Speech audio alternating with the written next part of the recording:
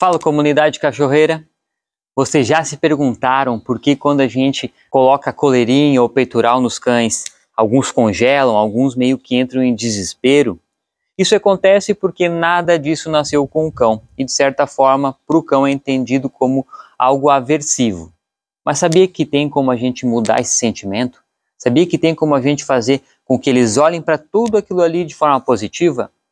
Se quer saber como, já deixa o seu gostei e vem comigo. Vamos lá então. Eu tenho aqui peitoral, coleira, colar de elos e o tão conhecido colar elisabetano, ou abajur, ou cone. Já ouvi de vários nomes este item aqui. E a gente vai então para o primeiro passo. Ansioso, camarada? O primeiro passo é definir o local ideal. E o local ideal, para mim, é a nossa casa. É o que eu gosto de chamar de laboratório. Por quê? Porque oferece menos distrações.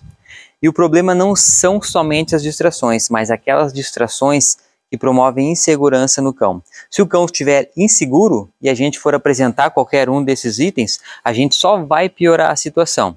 Então o cão já está passando por um momento de estresse e todos esses itens, quando não foram apresentados corretamente para o cão, eles geram mais estresse. Então, a gente vai acumular os estresses e só vai prejudicar o trabalho. Então, primeira coisa, o local ideal. Aquele que ele se sinta confortável, que não traga preocupações para ele. Segundo ponto, o momento. O momento ideal. O momento ideal para trabalhar tudo isso, para mim, é o momento da refeição. Por quê? Porque é algo que é bom para o cão. O momento da refeição traz um sentimento bom.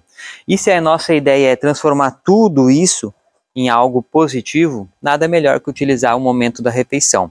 Eu sempre utilizo a própria ração, mas alguns cães necessitam de um reforçador um pouco mais valioso, uma moeda de troca mais valiosa. E nesses casos, a gente ainda vai precisar identificar aquele petisco especial do seu cão, aquele que faz brilhar os olhinhos, aquele que faz ele superar os problemas que isso possa trazer para ele.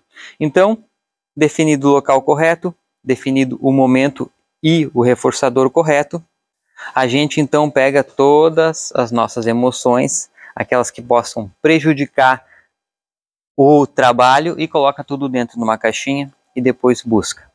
Por quê? Porque a gente precisa ser sensível e inteligente nesse momento. Sensível por quê? Porque o cão, tudo isso pode oferecer algum desconforto para o cão. É aversivo, não nasceu com o cão. Quando a gente apresenta para o cão, ele pensa, ei, o que é isso? E obviamente isso vai trazer para muitos cães conflito, preocupação.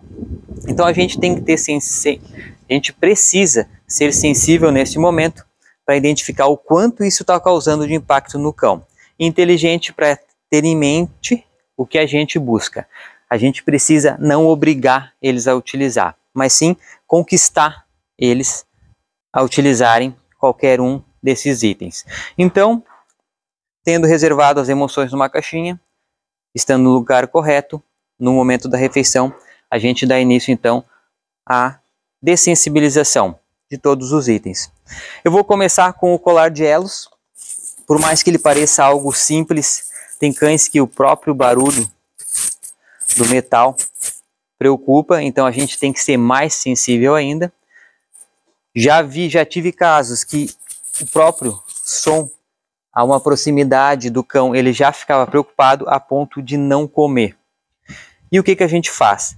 Aí vem a nossa sensibilidade. A gente tem que identificar essa distância e a preocupação do cão em relação a comer.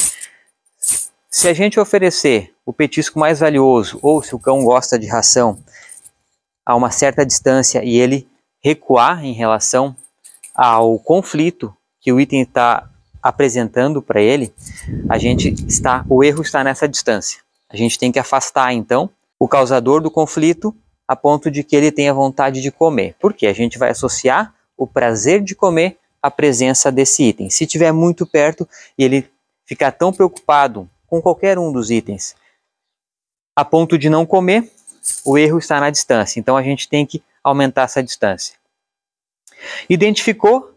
A gente também não pode aumentar tanto a distância que isso aqui não signifique nada.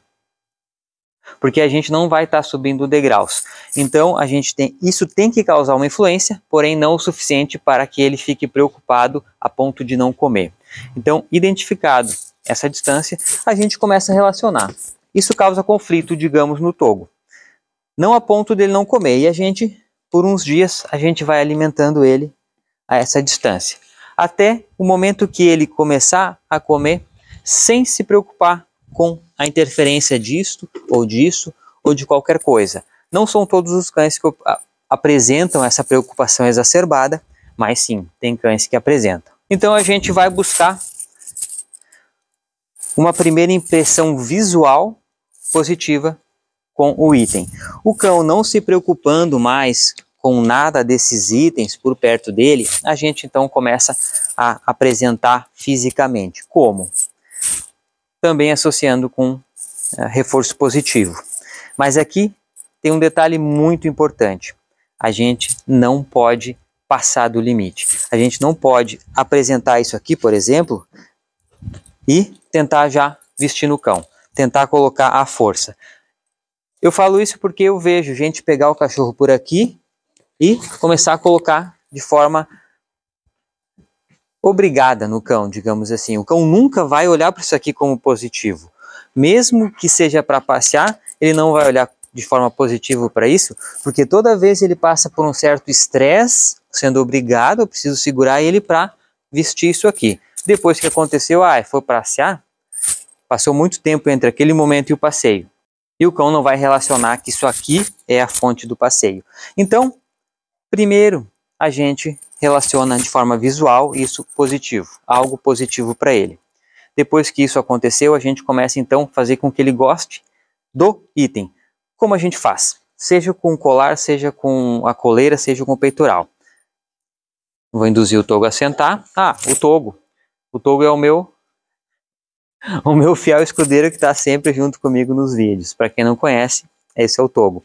Então, eu vou induzir ele a sentar e vou começar a apresentar de forma positiva o colar.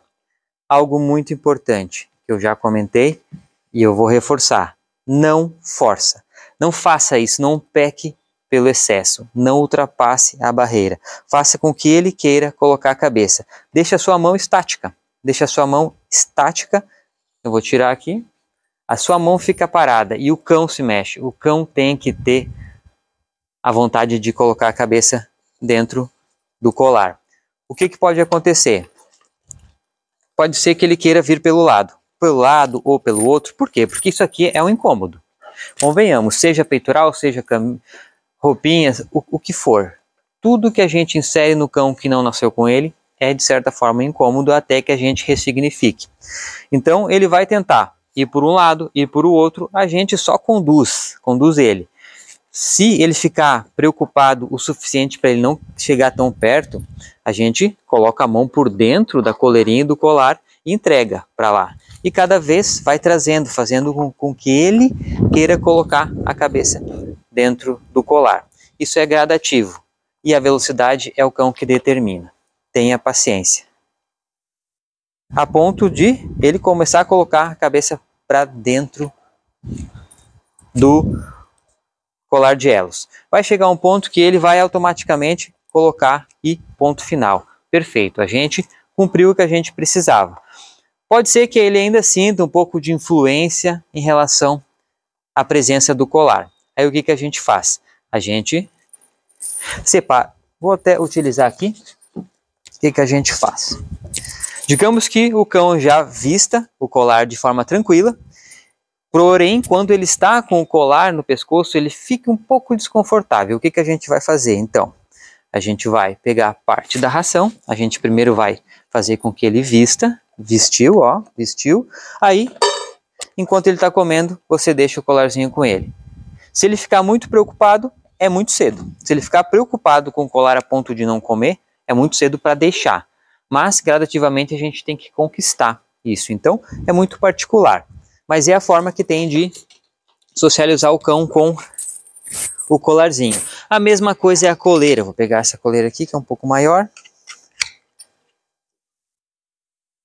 E é a mesma coisa, alguns cães vão ficar preocupados com a presença, vão, é natural, é aversivo, não nasceu com o cão. Mesma coisa, pode ser que isso preocupe, pode ser que não preocupe, mas geralmente vestir, isso preocupa o cão. Mesma coisa, a gente pega, mantém parada a mão e induz, se ele vir pelo lado, retira, traz aqui, coloca a mão por dentro da coleira e conduz ele a entrar com a cabeça por dentro da coleira. Induz ele, não força, induz. Convence ele com petisco. Muito bom. Depois isso vai virar tão natural que o cão vai querer colocar de forma contente, inclusive. Eu, com o toco, deita. Se eu pegar e falar colar, ó. Colar? Bom, lindão. Ele coloca, se eu for colocar o outro, colar, muito bom. Se eu for colocar agora o peitoral,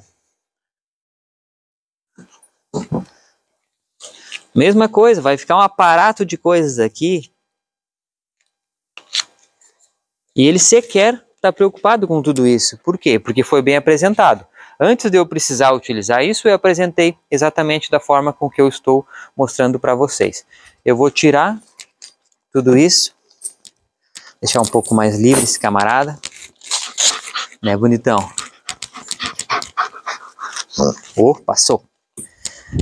Mas aí vem uma das partes mais difíceis, que é o colar. O colar, mesmo que a gente faça uma boa apresentação, ele nunca vai ser tão bem visto pelo cão. Por quê? Porque olha o tamanho disso aqui. Isso inclusive tira a visão perimetral do cão. Então isso realmente incomoda um pouco mais. Mas o princípio é o mesmo. Como eu costumo trabalhar o colar elisabetano. Momento da refeição, petisco especial. Primeiro, se o cão sente muita preocupação com isso, é a mesma coisa. Eu identifico a distância entre a preocupação e o quanto ele suporta estar presente a isso e ainda comer.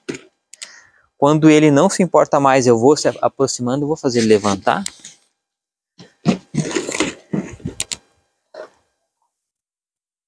Eu vou abrir aqui para facilitar. E ele vai começar a comer em volta disso aqui. A ponto de eu começar a colocar lá dentro e ele começar a colocar a cabeça lá. Várias vezes, muitas vezes, a ponto dele olhar para isso aqui e pensar, que bacana esse negócio. Geralmente tem comida lá dentro. Porque não tem a necessidade do cão ficar com medo disso. É chato, é ruim utilizar, é ruim. Um troço desse tamanho na cabeça é ruim, mas a gente consegue mudar esse sentimento. Então, por um tempo, vai alimentando ele dentro do... Aqui eu dei uma abridinha aqui para melhorar. E por dias vai fazendo isso.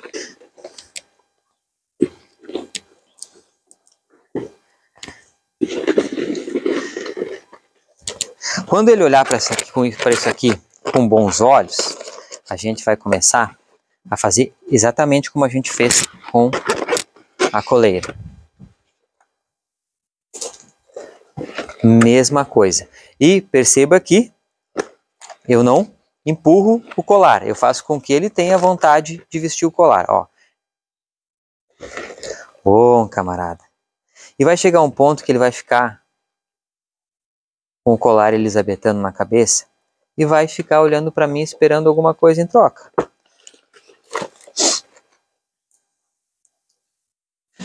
Vou induzir ele a colocar a cabeça. E a gente vai reforçando esse comportamento.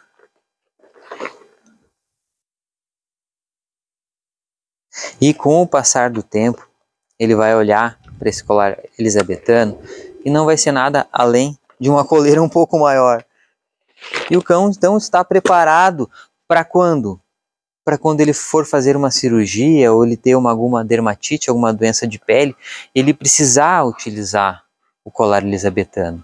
É algo que vai ser útil para ele no futuro. Então, é a nossa missão apresentar todas essas ferramentas de forma correta. E o processo é esse, é gradativo. A gente tem que ter a sensibilidade de identificar o quanto isso interfere na vida do seu cão. e a gente, identificando essa distância, começar a encurtar. E como eu já comentei em outros vídeos, o reforço positivo, ele encurta muito as distâncias no adestramento. Ele não é mágico, mas ele encurta as distâncias. Então, esse é o processo que eu utilizo para apresentar qualquer ferramenta, seja, ou qualquer item, né? Seja o colar elisabetano, seja o colar de elo, seja o peitoral, seja a focinheira, seja a roupinha, qualquer coisa. O que o cachorro for utilizar no futuro, sapatinho, a gente tem que apresentar. E não deixar para o último momento. O Togo agora precisa passar por um processo cirúrgico e eu preciso que ele utilize o colar. Imagina, ele acabou de passar por um problemão, que é um processo cirúrgico. Ele ainda vai ter que lidar, além da consequência do processo cirúrgico, lidar com o estresse que o colar elisabetano vai produzir nele, vai proporcionar a ele. Então não é justo para o cão. Se nós somos responsáveis pelo cão, a gente também tem que ter em mente que eles vão precisar da gente no futuro. E a gente pode antecipar todas essas questões, todas essas dificuldades futuras. Né, cabeção? E assim é o passo a passo. Não tem segredo. O que a gente precisa? Paciência. Precisa sim paciência. Não tem como dizer que não precisa paciência. Por quê? Porque a velocidade dessa evolução é individual. Cada cão possui a sua. E o passo a passo? Paciência, sensibilidade, inteligência, e esse passo a passo você consegue mostrar para o seu cão que nada disso é um problema. Tudo isso pode ser encarado pelo cão com bons olhos se a gente fizer o nosso papel, certo? Se você ficou com alguma dúvida, deixa aqui nos comentários. Se você gostou desse vídeo, já deixa o seu gostei. Ative o sininho, se inscreva, ative o sininho para quando eu publicar um novo vídeo você ficar sabendo. Se não é inscrito, se inscreva no canal. Eu agradeço muito por ter me acompanhado até aqui e a gente se vê no próximo vídeo.